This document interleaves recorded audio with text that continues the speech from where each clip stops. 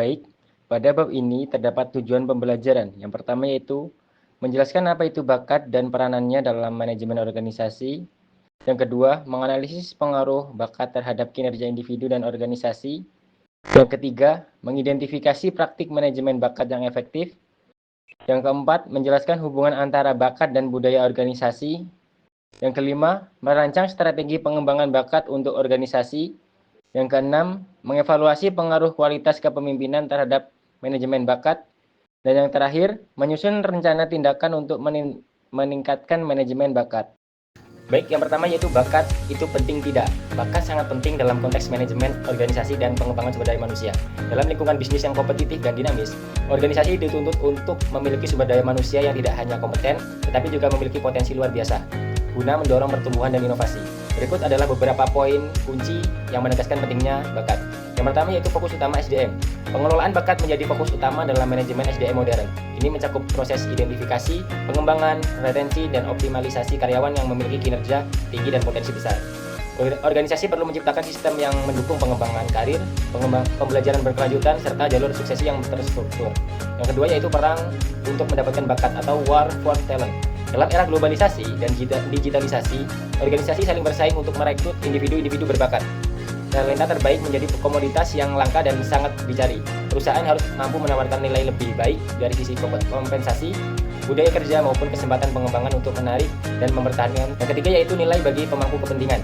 Bakat yang unggul memberikan kontribusi signifikan terhadap pencapaian tujuan organisasi, yang pada akhirnya meningkatkan kepuasan dan kepercayaan pemangku kepentingan atau stakeholder. Karyawan berbakat mendorong inovasi, meningkatkan produktivitas, dan menciptakan keunggulan kompetitif yang berkelanjutan. Yang keempat yaitu pengukuran dan pengungkapan. Manajemen bakat yang efektif harus disertai dengan sistem pengukuran yang jelas dan transparan. Ini termasuk meningkatkan potensi kinerja dan kesiapan untuk peran yang lebih tinggi. Selain itu, organisasi semakin dituntut untuk mengungkapkan strategi dan hasil pengelolaan bakat dalam laporan keberlanjutan atau laporan tahunan untuk menunjukkan komitmen terhadap pengembangan SDM. Yang kelima yaitu integrasi budaya dan bakat. Bakat tidak akan berkembang semaksimal mungkin tanpa adanya integrasi yang baik dengan budaya organisasi. Organisasi perlu memastikan bahwa nilai, norma, dan praktik kerja selaras dengan aspirasi dan karakteristik individu berbakat. Materi selanjutnya bakat penting bagi Dewan Direksi. Dewan Direksi merupakan pembatas antara apa yang terjadi di dalam dan di luar organisasi. Anggota Dewan Direksi dipilih oleh pemegang saham untuk mewakili kepentingan mereka saat mereka memilih CEO dan mengawasi manajemen. Sebagian tugas besar Dewan dilakukan dalam sebuah komite. Yang pertama ada komite kompensasi. Komite ini memastikan bahwa sistem kompensasi dan penghargaan dirancang untuk menarik, memotivasi, dan mempertahankan talenta terbaik. Komite ini meninjau filosofi kompensasi, seperti keseimbangan antara kompensasi tetap dan variabel, seperti insentif berbasis kinerja, serta memastikan bahwa penghargaan selaras dengan tujuan organisasi dan kinerja individu. Yang kedua ada komite tata kelola. Komite ini mengawasi struktur tata kelola perusahaan, termasuk kebijakan yang berdampak pada budaya organisasi, keberagaman, dan inklusi. Dalam manajemen talenta, komite ini berperan dalam menetapkan standar etika, kepemimpinan, dan suksesi jabatan yang mendukung pengembangan jangka panjang talenta dan internal, serta menjamin adanya keberlanjutan kepemimpinan. Yang ketiga ada komite audit. Meskipun fokus utama komite ini pada keuangan, dalam manajemen talenta, komite audit berperan dalam memastikan integritas sistem pelaporan kinerja, termasuk transparansi dalam pengukuran kontribusi individu terhadap hasil perusahaan. Ini mencakup evaluasi terhadap efektivitas program pelatihan, manajemen risiko, dan kesesuaian anggaran untuk pengembangan talenta. Selanjutnya adalah bakat penting bagi pelanggan.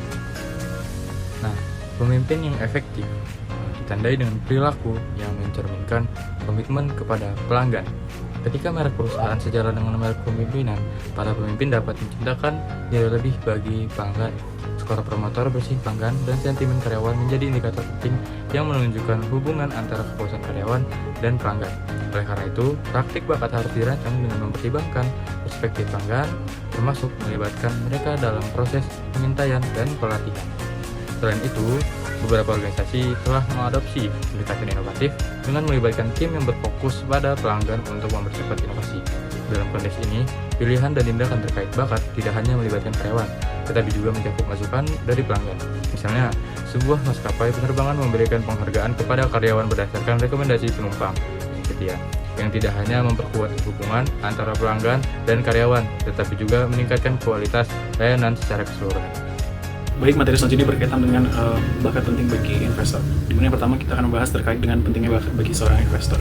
Tentunya saat ini investor tidak lagi hanya melihat laporan keuangan ketika akan menilai suatu perusahaan. Mereka juga sangat akan memperhatikan faktor non-keuangan seperti misalnya bakat karyawan, kualitas kepemimpinan, dan budaya organisasi. Nah, mengapa demikian? Karena yang pertama yakni karena bakat merupakan aset strategis, di mana perusahaan dengan talenta yang hebat cenderung lebih inovatif, adaptif, dan mampu menciptakan keunggulan kompetitif jangka panjang. Nah, yang kedua yakni kepemimpinan yang kuat dan budaya perusahaan yang sehat akan menciptakan lingkungan kerja yang produktif dan berkelanjutan, yang pada akhirnya akan berdampak pada kinerja keuangan perusahaan. Dan menurut laporan dari Harvard Business Review dan McKinsey, perusahaan dengan manajemen talenta yang efektif dapat menghasilkan nilai pasar yang lebih tinggi dibandingkan oleh pesaingnya. Oke, selanjutnya yakni mengenai cara investor mengevaluasi bakat.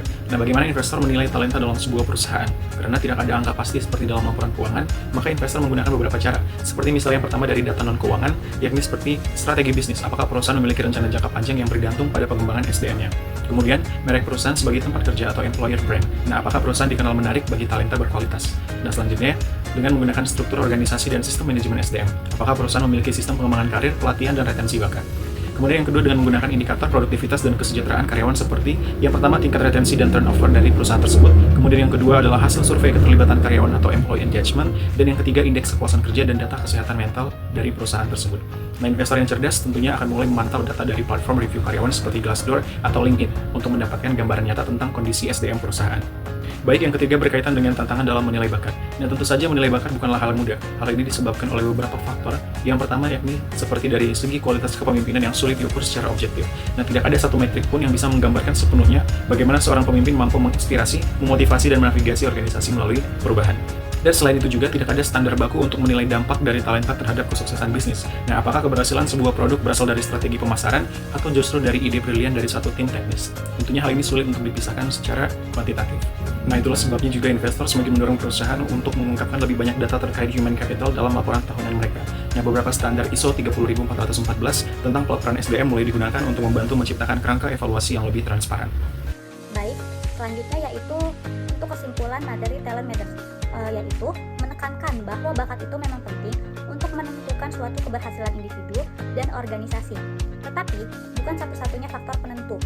Keberhasilan jangka panjang lebih banyak ditentukan oleh kolaborasi tim, budaya organisasi yang kuat, dan kepemimpinan yang efektif. Organisasi yang mampu membangun sistem, nilai, budaya organisasi yang selaras dengan tujuan serta kebutuhan para pemangku kepentingan seperti pelanggan dan investor akan menciptakan nilai yang lebih berkelanjutan dibandingkan hanya mengandalkan individu yang berbakat saja. Oleh karena itu, fokus organisasi sebaiknya tidak hanya pada perekrutan talenta saja, tetapi harus juga menciptakan lingkungan yang mendukung pertumbuhan bersama di organisasi tersebut. Selanjutnya adalah bakat bukanlah segalanya yang penting. Dalam manajemen organisasi, bakat bukanlah satu-satunya faktor penentu keberhasilan. Meskipun penting, kinerja organisasi lebih dipengaruhi oleh kolaborasi tim dan budaya yang kuat. Kualitas kepemimpinan dan sistem pengembangan bakat juga krusial untuk kesuksesan jangka panjang. Nah, hasil organisasi itu bergantung pada sinergi antara individu dan dampak bakat terhadap pemangku kepentingan luar, seperti pelanggan dan investor. Kemudian juga oleh karena itu, fokus harus bergeser dari sekedar mengakuisisi bakat menuju pembangunan organisasi yang berkelanjutan.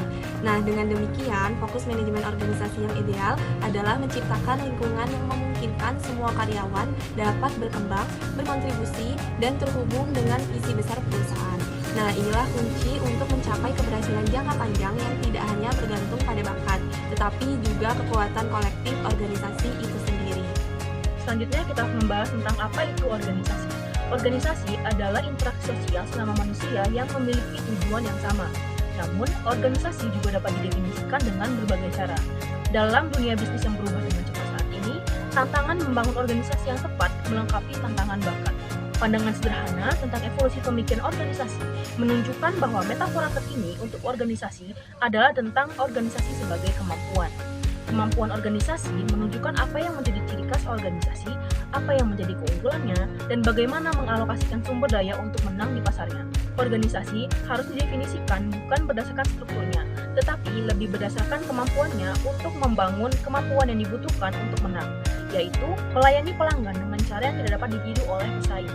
Kemampuan organisasi dapat mencakup kemampuan untuk menanggapi atau melayani pelanggan, mendorong efisiensi, mengelola perubahan, berkolaborasi baik di dalam maupun di luar, berinovasi pada produk dan model bisnis, mengakses informasi, dan membangun budaya yang tepat.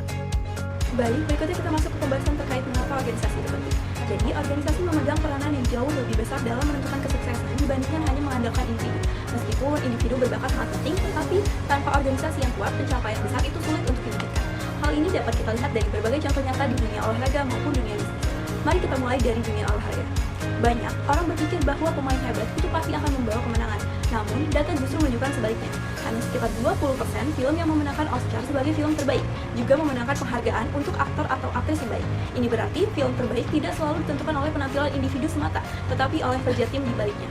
Contoh lainnya dalam sejarah NBA, yaitu hanya sekitar 15% tim yang memiliki pencetak skor terbanyak yang juga memenangkan kejuaraan NBA. Jika kita tidak menghitung masa kejayaan Michael Jordan, angka ini bahkan turun menjadi hanya 5%.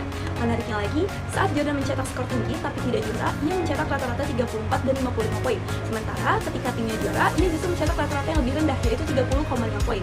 Nah, hal ini menunjukkan bahwa kemenangan tidak hanya soal performa individu, tapi bagaimana seluruh tim bekerja bersama secara efektif. Hal serupa juga terjadi di sepak bola dan hoki. Pemenang sepatu emas yang merupakan pemain terbaik di Piala Dunia itu hanya 20% yang juga berhasil memenangkan Piala Dunia. Di hoki, hanya 25% pencetak skor terbanyak yang juga berhasil meraih Piala Stanley. Sekali lagi, ini menegaskan bahwa keberhasilan tim itu tidak ditentukan oleh satu individu saja. Lalu, bagaimana dengan dunia bisnis?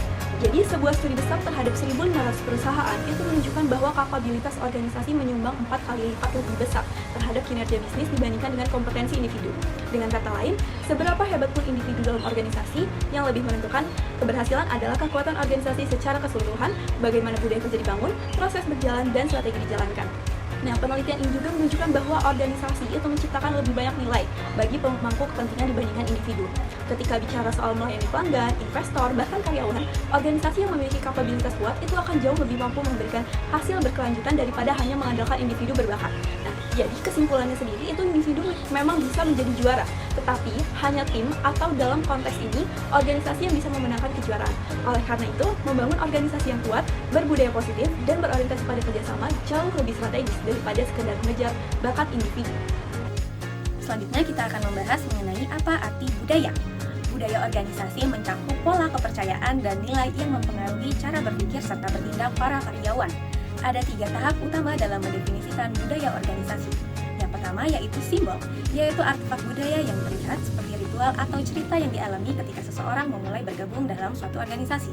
Yang kedua yaitu nilai dan juga keyakinan yang membentuk perilaku dan juga perasaan individu dalam suatu organisasi. Yang ketiga yaitu pandangan eksternal, yaitu identitas perusahaan di mata pelanggan dan juga pemangku kepentingan yang menciptakan nilai dari budaya yang dibentuk. Budaya organisasi yang kuat pula membantu perusahaan memenuhi janji kepada pelanggan, meningkatkan keterlibatan karyawan, serta memperkuat pemahaman pelanggan mengenai perusahaan. Jika dilakukan dengan baik, budaya organisasi akan menjadi kekuatan utama dalam menciptakan kesuksesan di pasar, karena setiap tindakan internal karyawan akan mencerminkan janji eksternal perusahaan. Kesimpulan dari bab ini menekankan bahwa meskipun bakat individu sangat penting, organisasi yang efektif adalah kunci utama dalam menciptakan nilai yang berkelanjutan. Perusahaan harus beralih dari sekedar mencari dan mengembangkan talenta melalui penciptaan budaya organisasi yang mendukung pertumbuhan dan inovasi. Budaya yang kuat tidak hanya mempengaruhi karyawan, tetapi juga memberikan nilai bagi pemangku kepentingan seperti dewan direksi, pelanggan, atau investor. Dengan mengintegrasikan strategi bakat ke dalam struktur organisasi, perusahaan dapat menciptakan sistem yang lebih adaptif dan kompetitif di pasar.